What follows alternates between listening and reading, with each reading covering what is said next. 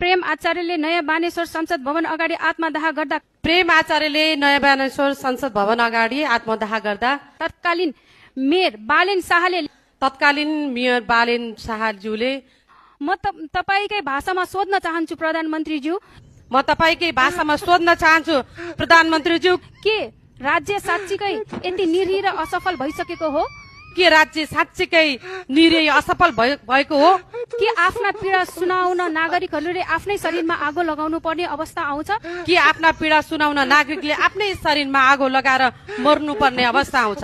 यदि होइन भने यस्ता हृदयघात घटनाहरू किन पटक पटक दोहोरिरहेका छन्? यदि होइन भने यस्ता हृदय विदारक घटनाहरू किन पटक पटक दोहोरिरहन्छ?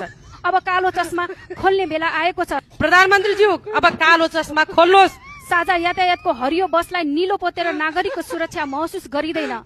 साझा यातायातको हरियो बसलाई निलो पोतेर नागरिकको सुरक्षा महसुस गर्दैनन्। सुरक्षा तब महसुस हुन्छ जब राज्यले न्याय दिन्छ, रोजगारी सृजना गर्छ, सुशासन कायम गर्छ र नागरिकमा भविष्यप्रतिको भरोसा जगाउँछ। सुरक्षा त तब महसुस हुन्छ जब राज्यले न्याय दिन्छ, रोजगारी सृजना गर्छ, सुशासन कायम गर्छ र नागरिकको भविष्यप्रति भरोसा जगाउँछ।